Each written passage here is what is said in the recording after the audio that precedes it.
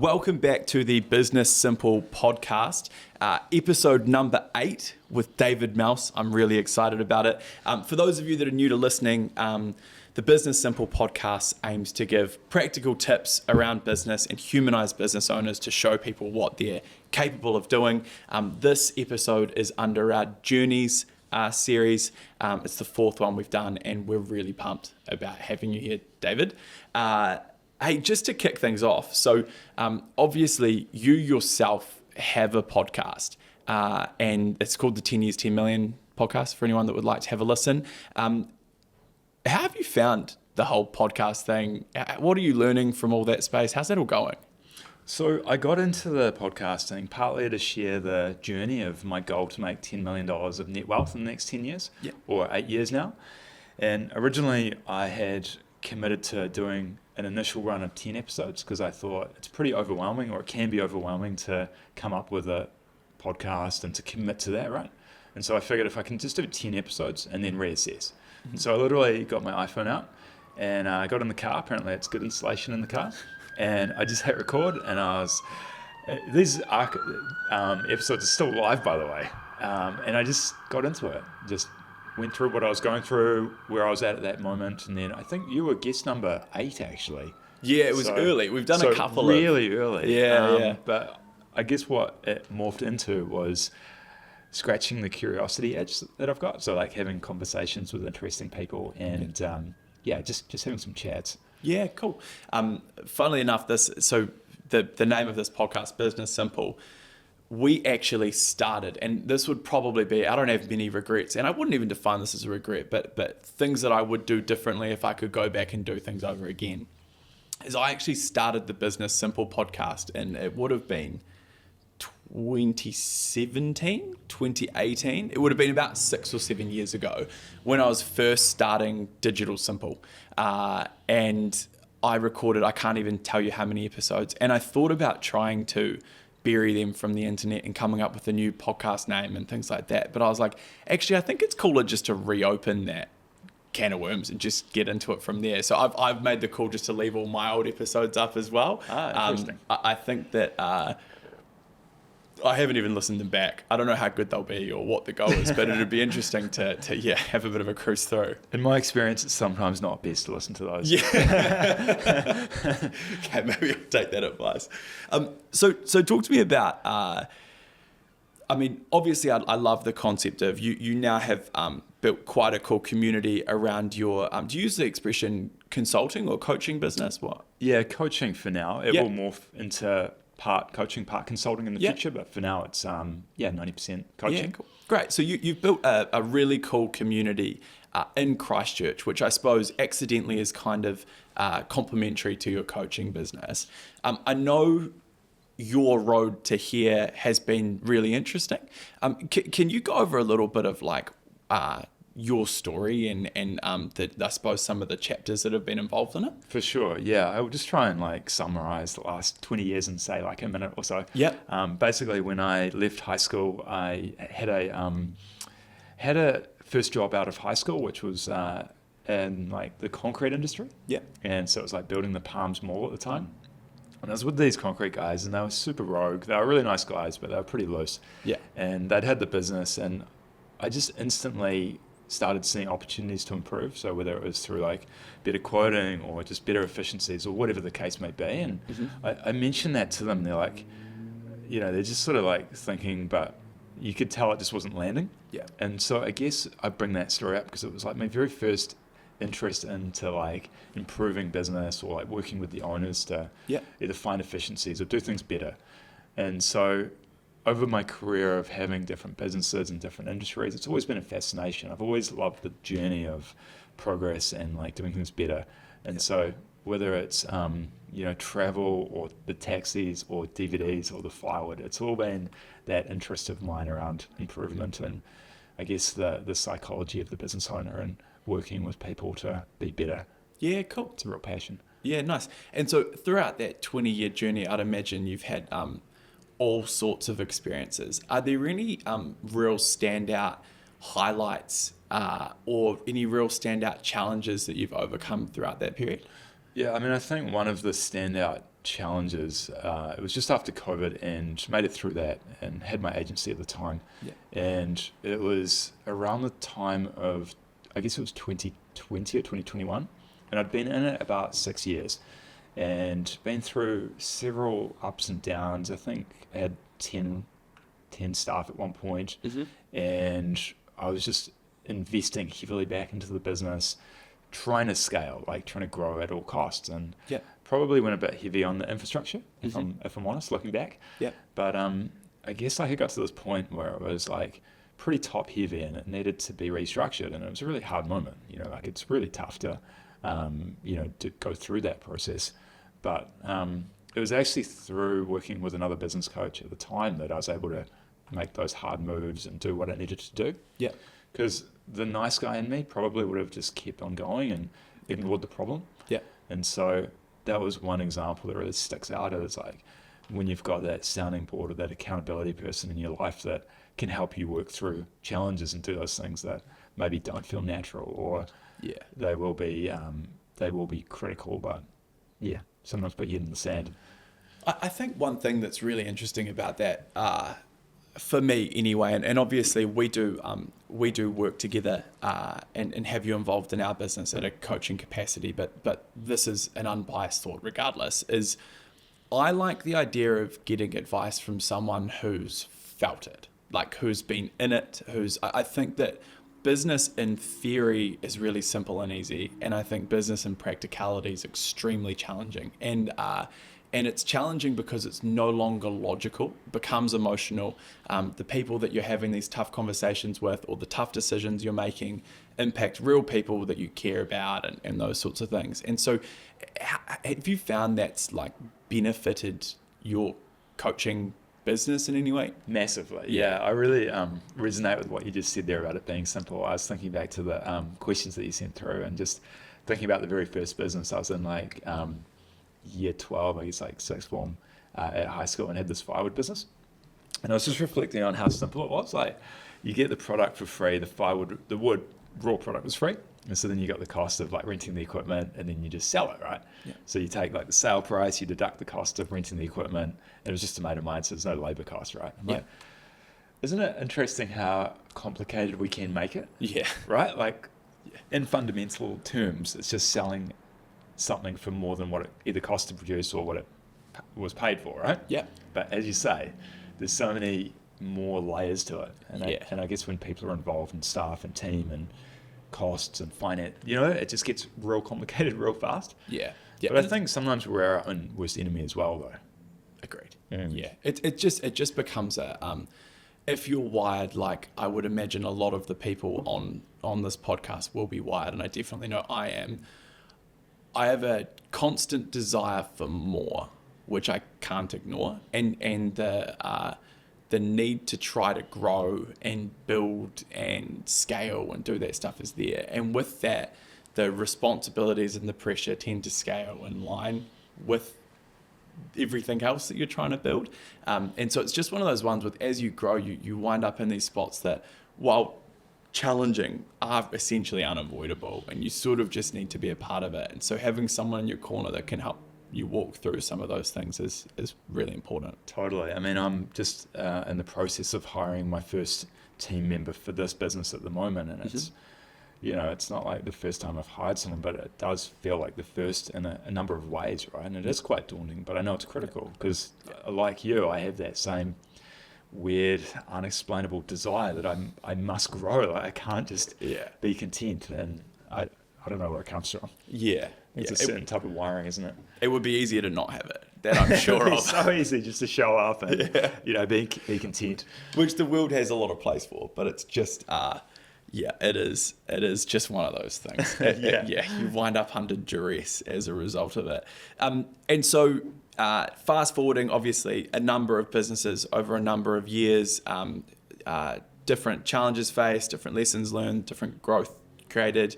You now run a coaching business that I would define as growing really fast and being really successful. Something that stands out to me, and a big thing that I got really excited about when it came to the thought of having you on this podcast, was you have a lot of expertise in something that not many people understand very well, which is producing a shitload of content, putting yourself out there and organizing events, organizing these mastermind breakfasts that I've had a great time doing a couple of with you, and you've had other extremely capable people come and do. And that obviously has turned into business opportunities for you. But what have you learnt growing via a more organic approach like that? I get the comment quite frequently about how do you put yourself out there? How do you be so, I don't know about vulnerable, if that's the right word, but like, how do you do it? Like, how do you not overthink it? Or like, how do you, and I'm like, fuck, I don't know. It's just the wiring, right? I can't explain it, but I guess to speak to the community part of it, it's a really unexpected, pleasant benefit of what I've done. I didn't anticipate it. Yeah. The podcast was launched about 2 years ago now. And I guess that's, developed regular listeners. There's people that have been invested in the journey. The events came in about a year ago. And so I guess bringing some of the podcast audience into the real world, into like actual events. So it started with the lunch events, which are more of a networking focus. And now the next iterations, these education events, which, it's been awesome to do the couple with you and a few other people that I really trust, respect, and like. And so I just see it as a real opportunity. I see it as a part of life that's maybe been a bit neglected, just with technology and, the advent of social media and remote calling and that. I think like there's a bit of a gap with that. Yeah. And I think as humans, we do inherently like hanging out with other humans. Yeah. And I've found through bringing together like-minded people that are maybe wired in similar ways, there's some real magic that can occur. Like seeing the flow-on effect, either like friendships being made or business being transacted, it's awesome. Yeah. It really gets me going. Like when I see someone's story and they're like posting about, I don't know, like a bit of work getting done by two people that I know are at the same event, that's awesome. Yeah. Yeah. That's really fun. There's a real cool, I think a lot about when it comes to more like brand positioning based marketing, a real focus on like not being in the middle of that, like just providing all the value and then just getting out of the way. And how cool that is for a market perception thing too, is someone looks at that and goes, not only is this guy invited me to his event, asked for nothing, put me on a table with someone I've wound up doing business with, but he's actually pumped up I'm doing business with that person and he doesn't want to cut.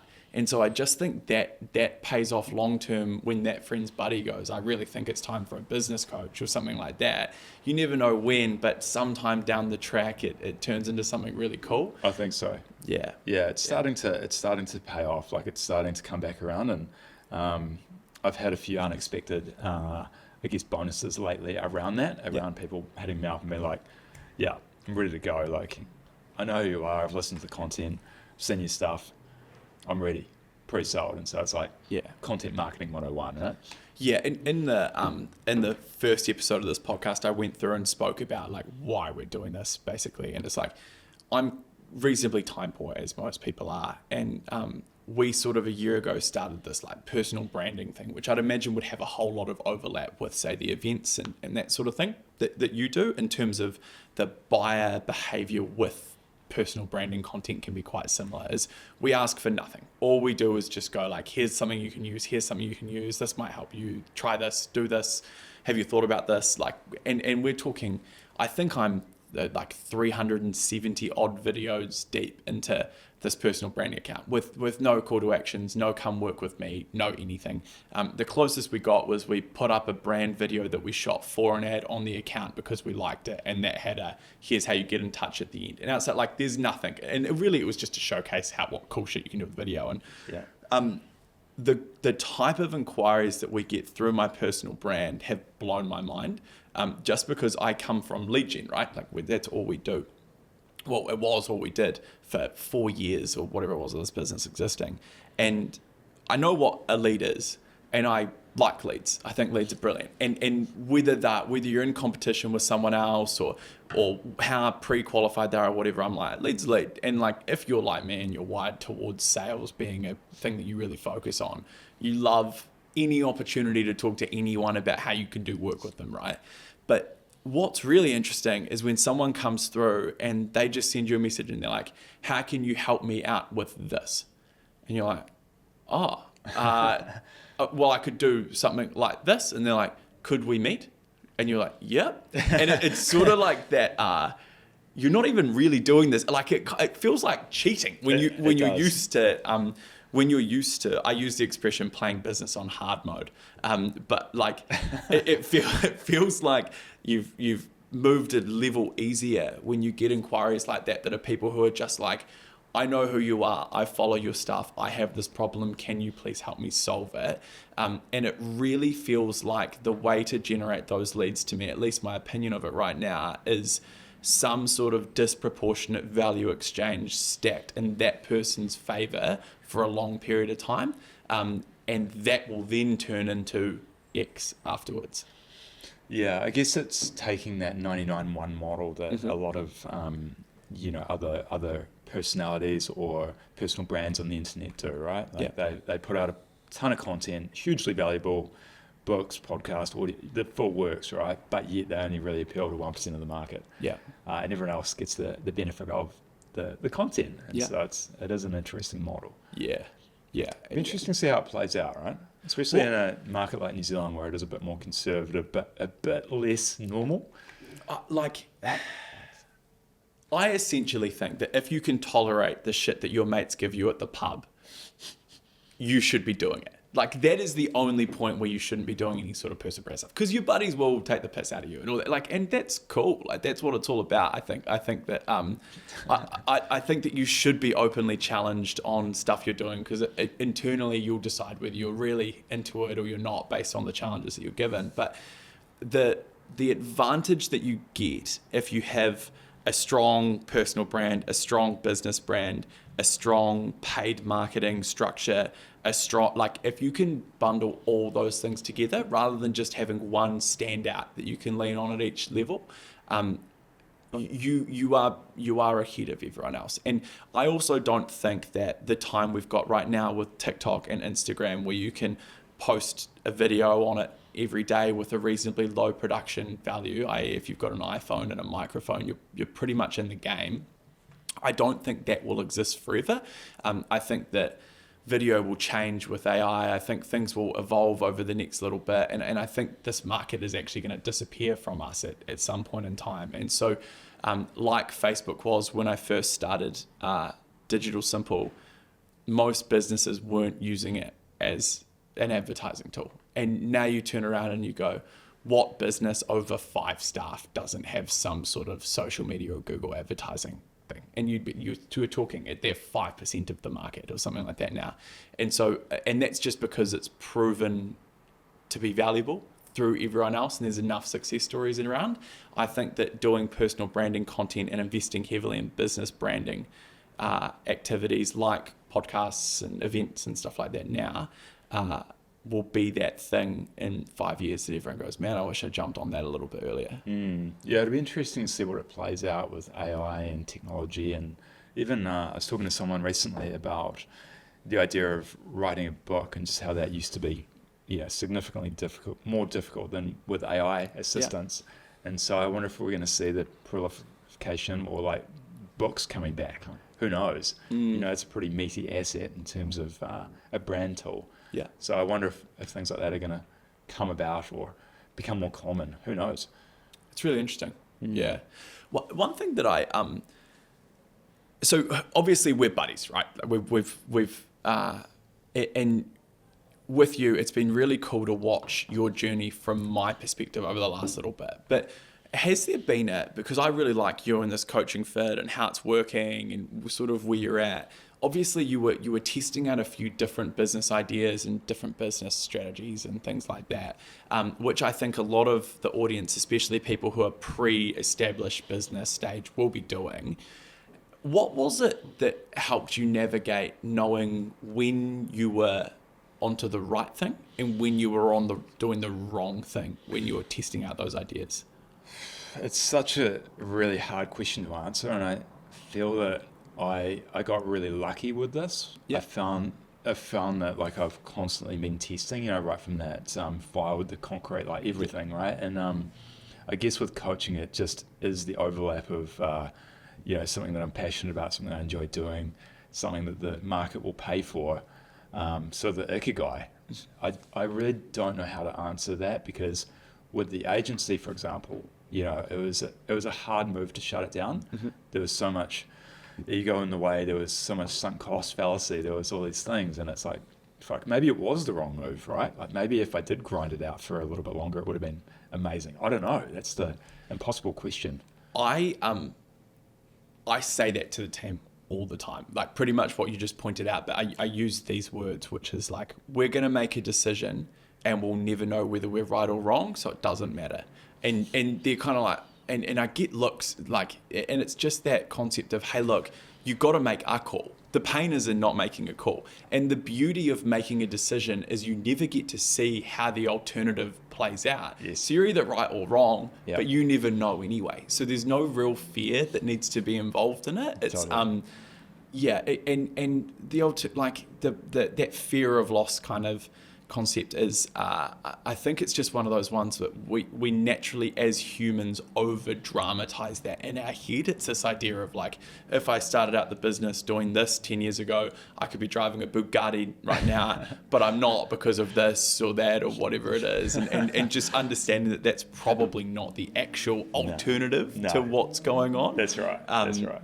Yeah, I think I think that's probably the biggest thing to understand about it all. 100%. It just speaks to taking action, though, don't you think? Yeah. Right? Like, that's the whole point. And I've been called out on this a little bit lately with the business coach I work with. I believe in the model, and I like to practice what I preach. And so I was in a coaching session recently, and the coach was like, have you, like, we were going over the same problem, and I'm like, fuck, I'm not paying money to be going over the same thing. Yeah.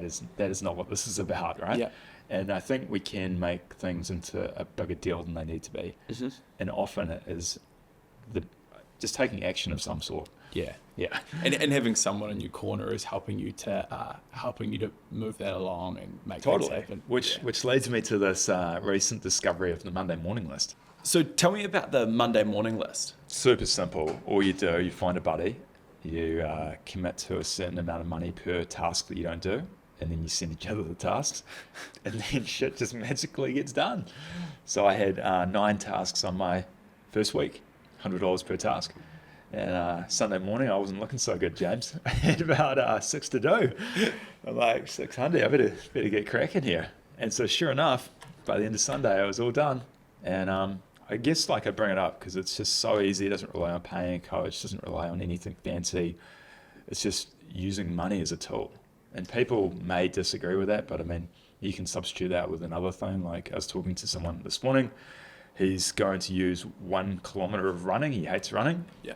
And that's his thing for not completing it. So yeah, nice. I don't know. I think we all need a bit of accountability from time to time. Also, there's really something to be said for that. Like, if you did all the things in your life up until this point that you knew you needed to do when you knew you needed to do them, where would you be right now? Light years ahead. Yeah. Like so far ahead, it would be unimaginable. And like I've stood out on simple tasks for extremely long periods of time because I just like don't this want podcast. Yeah.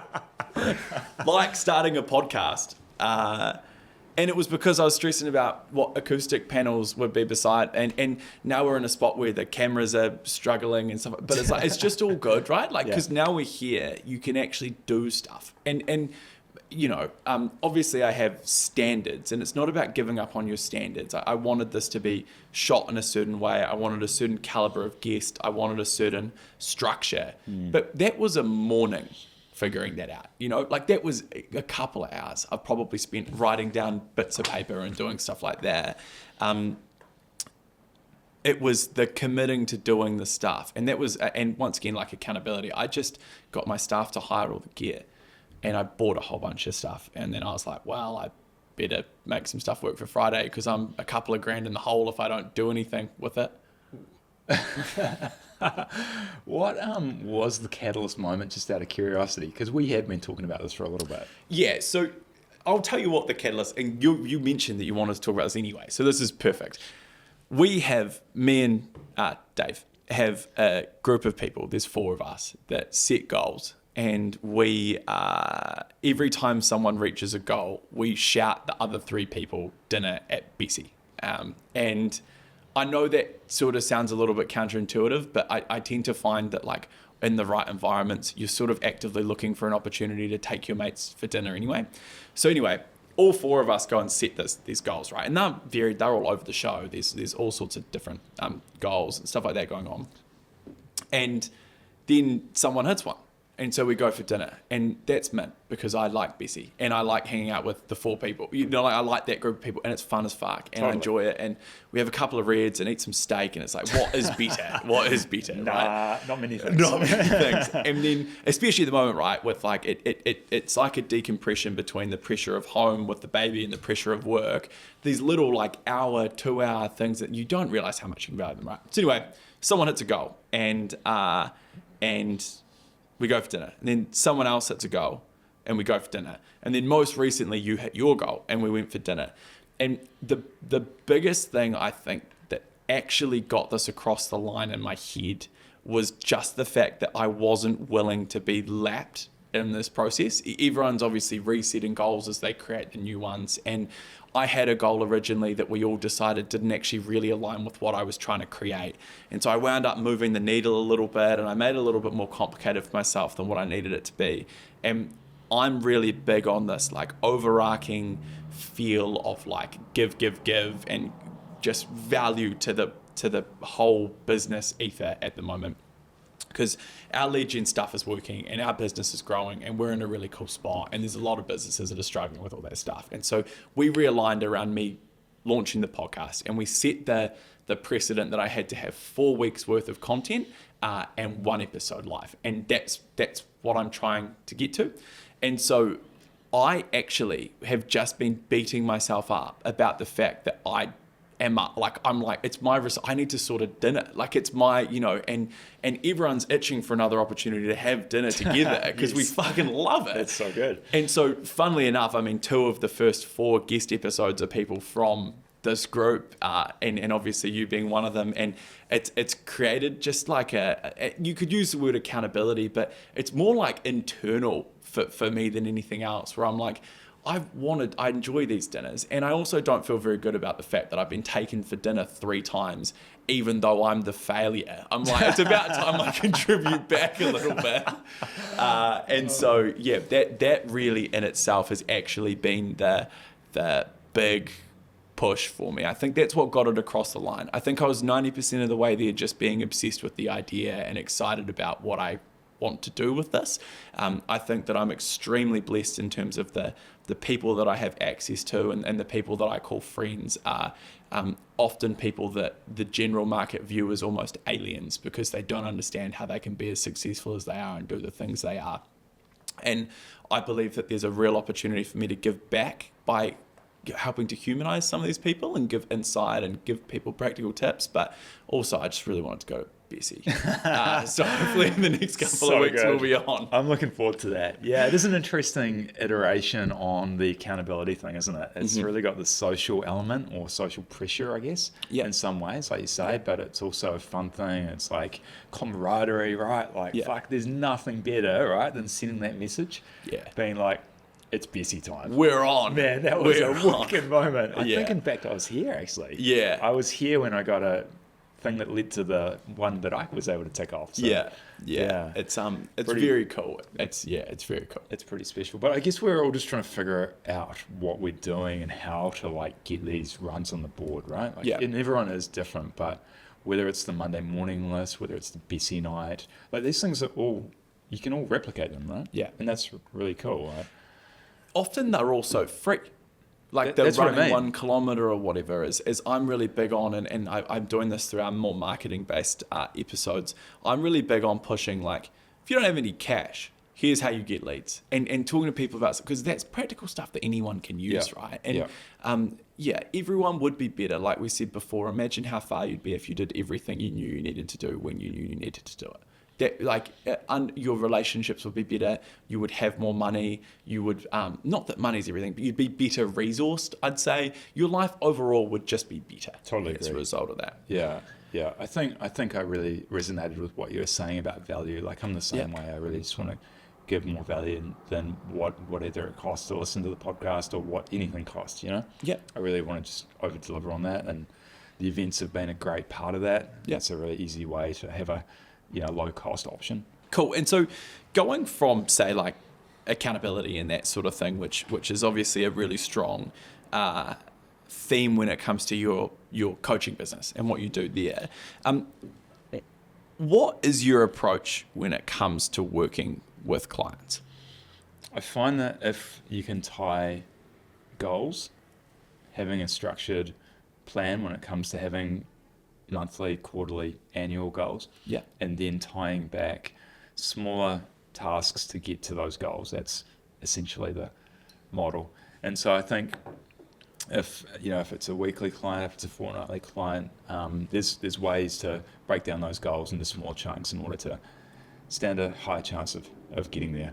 I think with goal setting, I think it's quite common for people to maybe overpopulate shorter term and try to do too much in too little time. Whereas I'm a big advocate for stretching things out into multi-year, and it ties into the 10-year challenge. Yeah, I find that is just a more calm, logical way to go about it. Yeah, I do that. I massively overestimate what I'm capable of in a 24-hour window. Massively underestimate what I can do over a month, or over 3 months, or over 6 months of real concerted effort. And I sort of had to stop and pinch myself this year after establishing all this senior leadership team and doing all these things, and kind of turning around and being like, okay, so 6 months ago my business looked like this. Today it looks like this. And to the outside world, it probably looks the same. To me, they couldn't be more different. Like it's Right. like it's like a and that's all that took was 6 months of just like concerted effort. And we're not talking stupid amounts of effort. Like I didn't wake up and plan senior leadership team based activity from the moment I woke up. So like just a meeting with everyone once a week, picking some good people, having some open conversations with them, meeting with them when they require it. Just like that. 6 months later, you go, I can't believe how much this has moved. Totally. Yeah. A big part of it is archiving these goals into a historic folder, and so you can look back and see those green ticks and be like, wow, okay, things have come a long way in the last 6 months or 9 months or whatever the case may be. Because sometimes it doesn't feel like you're making progress as fast as you want. At least that's my problem sometimes. Yeah. But then, I'm often reminded to look back and be like, all right, look at where you were a year ago. Or look at where you were 2 years ago, and it's like, yeah, that's a good point. Yeah. It's a good reminder. What's your, I'm off script, but this was always going to happen anyway. I kind of haven't followed it regardless. What's your thoughts if someone's, say, looking at or listening to this podcast and they're thinking, I would like to be a coach? What would you say to them? I had a sit down with someone maybe a few months ago that was looking at getting into like a specific type of coaching, so like marketing coaching. And I'm like, sweet, just do it. Like, just go find some people that would be open to a conversation about coaching. Yeah. Don't charge them anything, just sit down with them. This is how I got into it essentially. And it's the Alex Hormozi model of pricing, starting at free, then going 80% off, the gig. And I think a lot of people tend to overcomplicate things. They worry about, like, am I best to optimize for price, or am I going to charge this, or am I blah, blah, blah, right? It's like, just start doing it for free, see if you enjoy it, see if you're able to create value, and then just incrementally increase pricing. That would be my suggestion. Yeah, nice. I think with coaching, it's not like it's, heart surgery. There's no 10-year course of study and internship that you need to go through. So I find that, I guess that's a blessing and a curse, being an unregulated industry. It can, I guess, lead to some I don't know, can lead to some good and bad, right? Yeah, we have the same thing in marketing. For sure. There is no digital marketing criteria to start an agency. No. I mean, I think if your heart is in the right place, and if you want to genuinely help people, like, just try and find some sample prospective clients to talk to, whether that's business or if they're individuals or personal people, but just start, just get going, try and add value, try and keep things simple. Yeah. I have found it like hugely fulfilling, and I think there's opportunity there. Yeah. Cool. Great. What strategies have you found most effective when it's come to, say, growing your podcast or your event or anything like that audience? I've been going, I guess, long enough with the podcast that there's some momentum established. Mm-hmm. And so it's just been through pure reps. Yeah. I guess the adding into the podcast with video, that was a pretty big milestone that allowed for marketing of the short form content. What was the question? Like what? I mean, well, that's answering it. What have you found most effective when it comes to growing that podcast or your events, or because you do a good job of promoting them, but it appears to me anyway to be quite effortless and natural doing it. Yeah, I think what I've done well is keep the numbers low-ish, so it's not like a hard thing to sell out. Yeah. And by sell out, I mean it's just 20 people or 50 people for an event. So I'm not trying to build a stadium. Yeah. I think that whole sell out thing, or being sold out or having a wait list, I mean that's somewhat appealing and enticing. I guess it's a form of social proof, right? Yeah. And also there's one of the 5 key impulses is the Jones theory. It's we all want to be like the Joneses. Right. And then another one is fear of missing out. So you're kind of checking 2 off. You're showing that a lot of people are doing it. Plus you're also showing that if you don't take action, you may miss the opportunity. So that you're triggering like key foundational human things at the same time as well. Got it. Yeah. Yeah. Another thing I guess would be that I've used that pricing ladder model with the events as well. So starting off for free and then just going to a low price model, just to remove any barriers. I feel like in time there's probably room for a more premium type event, but for now it's about filling them up and providing value, and what the future looks like, who knows? I'd quite like to start scaling, and I think I accidentally committed to a goal of getting to a 1,000-person event on a recent podcast of mine, which we've talked about Tapai in the past, haven't we? Yeah. So there's something there, I think. And you've got, and I don't know where you've got into this, but we've spoken about that bigger event idea, and obviously you know me, and I'm always happy to put my hand up for whatever I can be involved in. Maybe this podcast will blow up, and that'll help get some people along to some events later on or something like that. Absolutely. But yeah. I think it's just that incremental scale, but also keeping the foot on the gas and just keeping on doing it. Yeah. Just as we say before, just doing it, right? Like not making excuses, not overthinking it, just executing rightly or wrongly. Yeah. I don't know if you've experienced this, right? But this is something that cracks me up is I will go out places and now I will start to get people that will come up to me that will know things about my life, or they'll know stuff like that off the back of it, which is really cool. And now my personal branding work kind of evolves into actually helping from a financial perspective as well. As I would guess off the top of my head that we would have done circa $50,000 worth of business off my personal brand now. I tried to sort of tally it up roughly the other day, and that's including some of the event work that I've done with you and things like that. I think we've been about there so far, which for me is no joke. Like I'm like, that's it's small in terms of in comparison with our turnover, but I just like the fact that it's from posting videos on the internet and people turning up to hear me talk shit at 7 a.m. Totally. It feels like free money in a sense.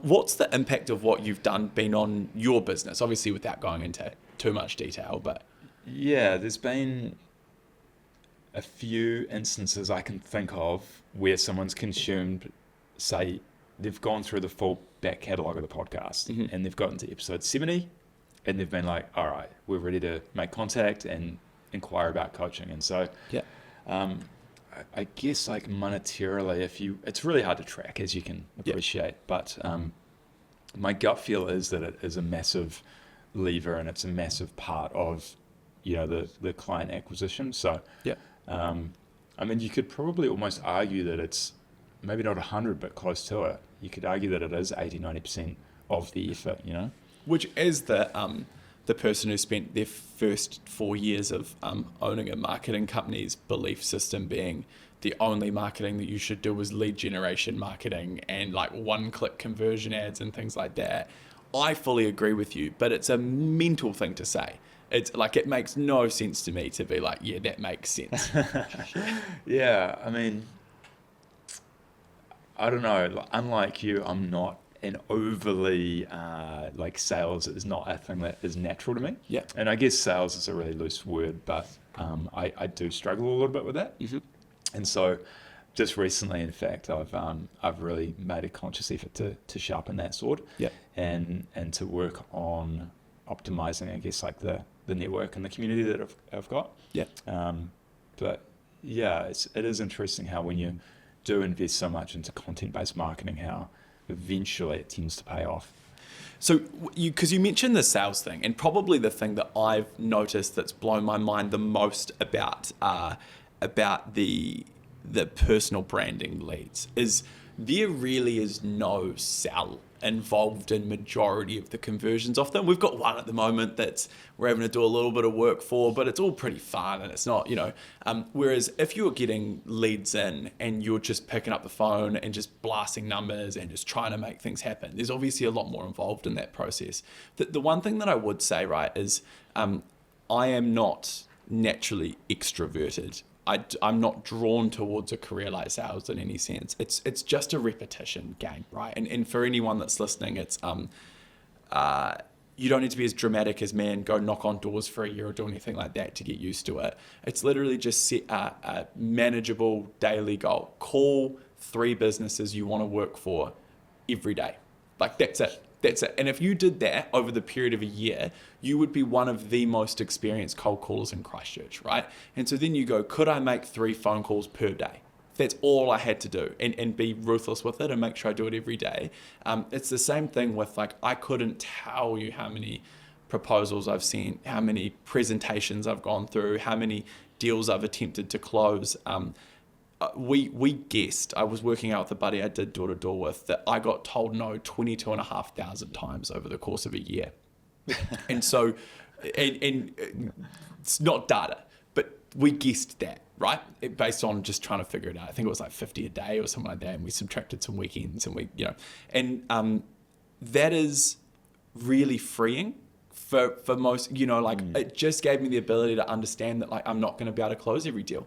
And I think that's where a lot of people get stuck with sales, is they have this expectation on themselves where they expect themselves to sign everything that comes through and that sort of thing. With my sales guys, I mean, we want to close as much as we can. We want those percentages, but like, it just is what it is. You're going to lose a couple, and sometimes you'll know why, sometimes you won't. That's just a part of the game. But I think it's just about letting go when it comes to sales and just, yeah. I think you're right. One of the big takeaways from the event we did together was when you mentioned your mindset around thinking in terms of numbers, thinking in terms of hundreds, if not thousands, of leads or opportunities or companies or businesses, whatever, right? Don't think of it in terms of ones or dozens. Just expand your mindset so that it's not being so precious over everyone. Yeah. And that's really stuck with me. Yeah. Because you get caught up, and we get this with clients, right? This is an interesting thing. We sometimes have to take them through, but like someone will say something along the lines of like, oh, the leads are poor quality and they will have received 4. And I'm like, we can't change right now. Because we don't actually know with it. Like, sure, the 4, but like I've seen enough large pools of data to know that there are leads that, we might generate 100 leads and the first 90 suck. And then there's 3 deals in the last 10. And those 3 deals might be where all the return on investments is required, plus a heap more comes from. But if you turned it off at 90, there's that like photo of the guy digging for diamonds, that cartoon one, and he turned around and there's diamonds right there. You have to put a large enough volume through to truly know. And it's robbed directly from Alex Hormozy, because when he said it, I was like, that makes a lot of sense to my brain. I'm going to start using that. But it's just the concept of doing a lot of repetitions will stack up. But also not doing it in a sense where I'm going to make 200 phone calls a day and then you're set up to fail. It's I'm going to call 3 businesses, 5 businesses, 10 businesses a day, every day, and that's it. And then, I set my 3 critical tasks for the day, and one of them is that. And then once I'm done with those, I'm really on free play for the rest of the day. And if I want to do some weird product stuff, or I want to do whatever it is, I can do whatever I feel like afterwards, because I've checked off those critical tasks. It's good. Yeah, it's really good. Yeah, I mean, I think that's a good point to raise, is that there's an unlimited amount of work to be done as a business owner. And so I think distilling down what those core things are is really important, because when you look at a to-do list, sometimes it's just overwhelming and it's noise essentially. And so I think if you can have those key things that are likely going to move the needle forward, then absolutely. Yeah. Just get clear on that. I use, and it's similar to your like Monday morning Brett list. I use just my top 3 each day. I just come and I write down my top 3, and sometimes it's only 2. Yeah. Like, there's only 2 things I need to do. And if we look at key pieces of getting this podcast sorted, that had a lot of presence in my top 3 over the last 2 weeks. But the task took 15 minutes. It's just they were tasks that I would have continuously kicked down the road. Really interesting. Yeah. And so just by putting them in there, it was like, plan out the podcast structure for the first 8 episodes was a task one day. And then it was like, write questions for the first 4 guests. And then it was, like, and it like I said, 15 minutes, 20 minutes, maybe 30 minutes in some occasions, but it's a fraction of your day. But if it's not in that list, you forget about it. Yeah, I totally agree. And that's the interesting thing, isn't it? These things we tend to kick down the road, they're not necessarily time consuming or energy consuming. They're just, for whatever reason, we've got a mental block around them. Yeah. Keep it simple, right? Keep it simple and just do them. Like, once again, if you just did the things you knew you needed to do when you knew you needed to do them, where would you be?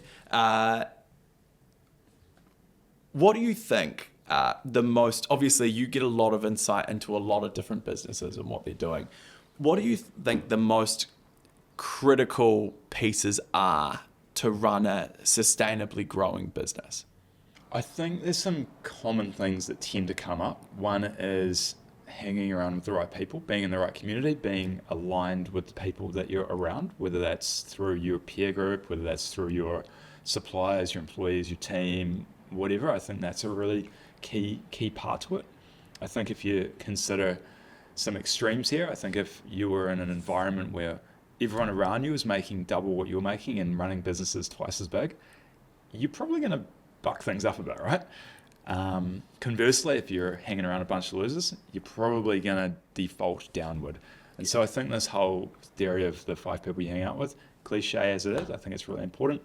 I think doing those hard things, and I think usually you've got a gut feeling when you know you need to do something.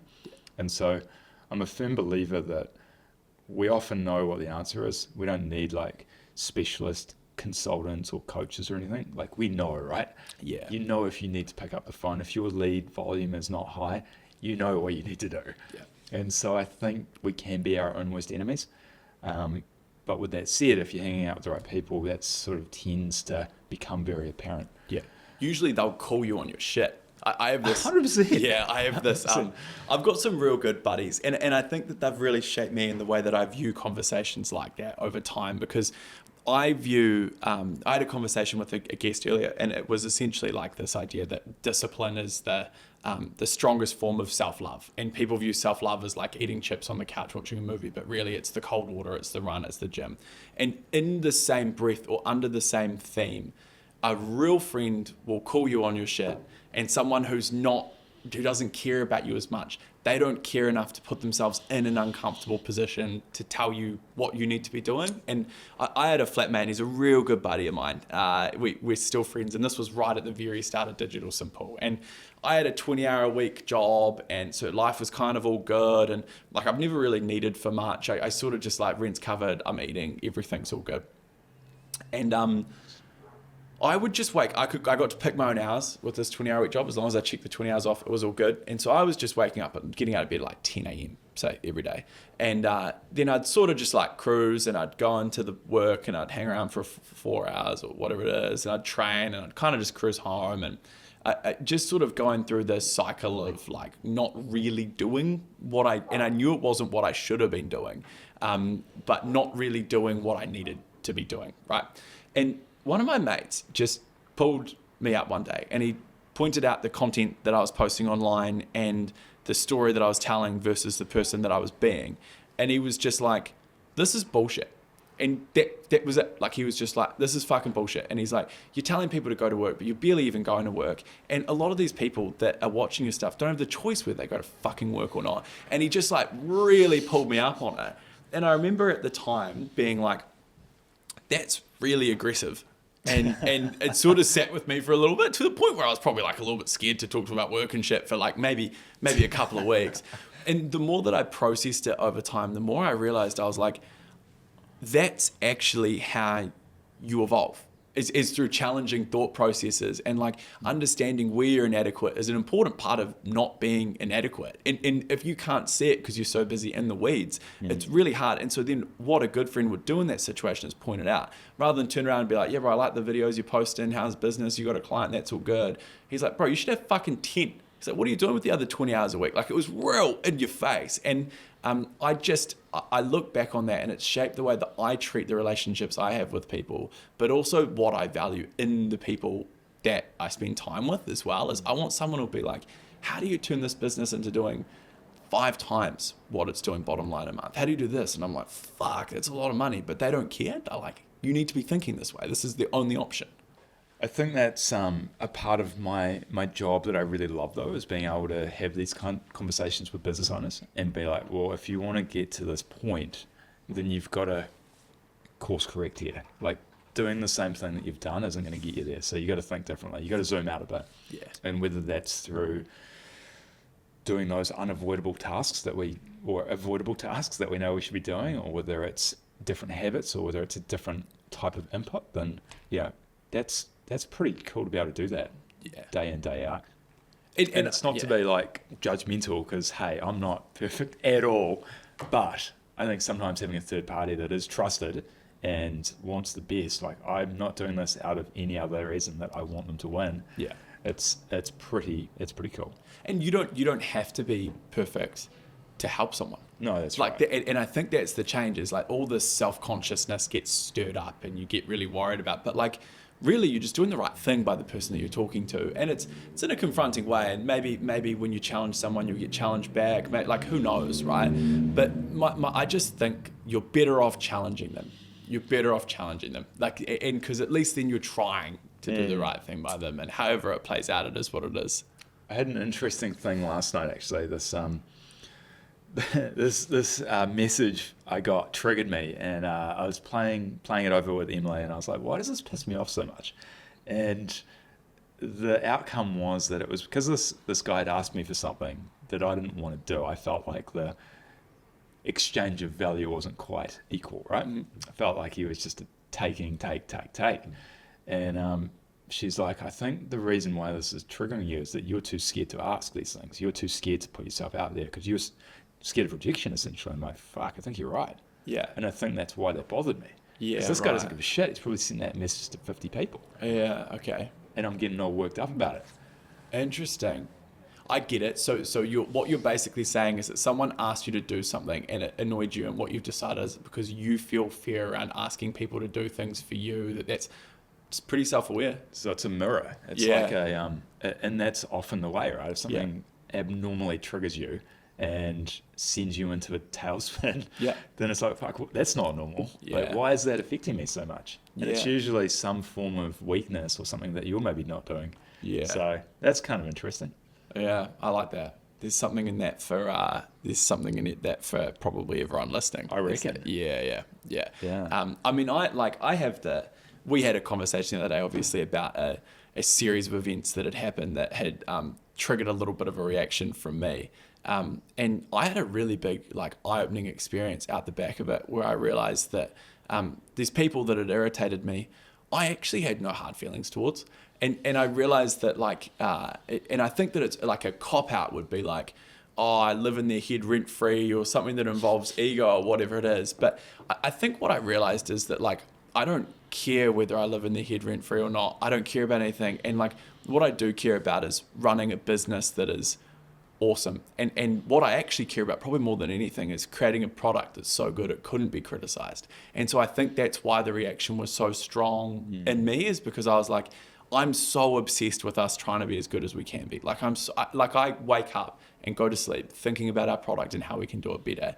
And so then for someone to question the actual effectiveness of our product or the way that we do things pulled on that, but it was more probably of feeling unseen. I think that pulled something out of me, where I was like, I believe they should see the work that I'm doing. Whereas, like, when you really break that down, how the fuck are they going to see the work you're going to see? And whatever their motives are, it would be a cop-out to say, like you said, that, or like I said, that rent-free thing. Whatever their motives are, it's all good. just all doesn't good. matter, right? Yeah, He's and gotta ride I the know boat. what we're doing. Yeah, I know what we care about. I know how we're trying to structure things, and I think that's what really matters. Yeah, that was one of the big takeaways from one of those masterminds, was the whole focus on the product, Yeah, whether that's product or service, but just being the best versus worrying about anything else. Like, yeah, I mean, obviously focusing on revenue and other metrics, but if you focus on the core thing, like that is where the goal is, right?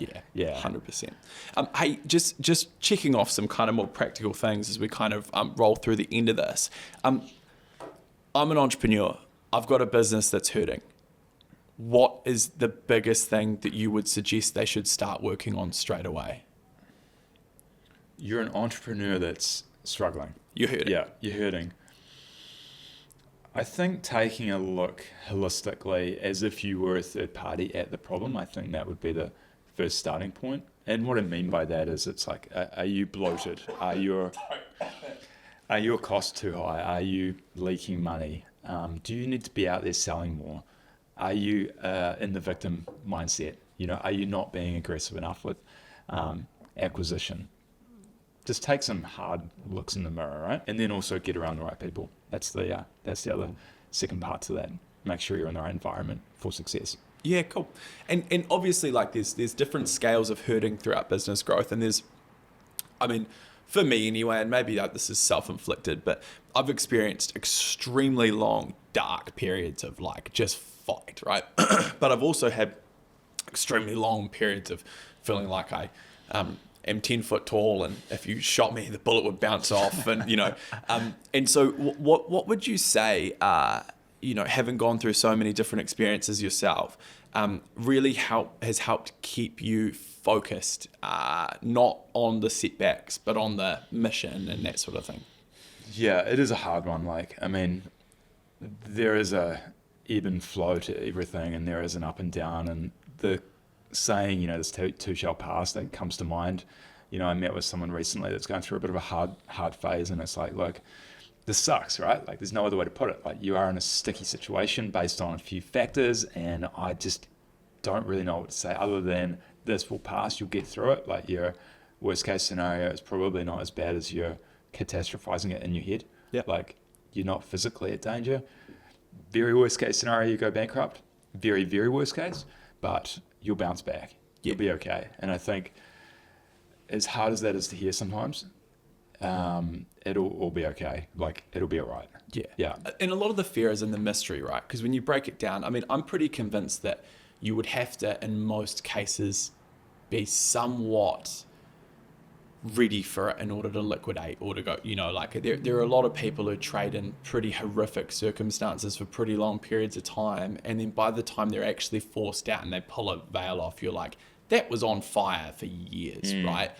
Before they were even pushed out. And whether that's ethical or not, in some cases, yes, in other cases, no. It probably depends on how much other people's money's involved or what loses on the way out. But a lot of these people don't tap out. And because of that, they're allowed to go for a long time. So there's a lot to be said for just like bite down, like grit your teeth, go. There's a time for that, and there's obviously also a time for being strategic and stepping out. But sometimes the only answer is through.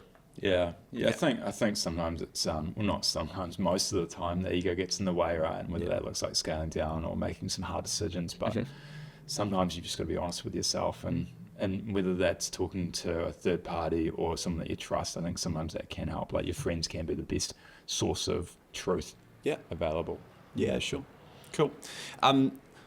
What's one piece of advice you'd give to your younger self?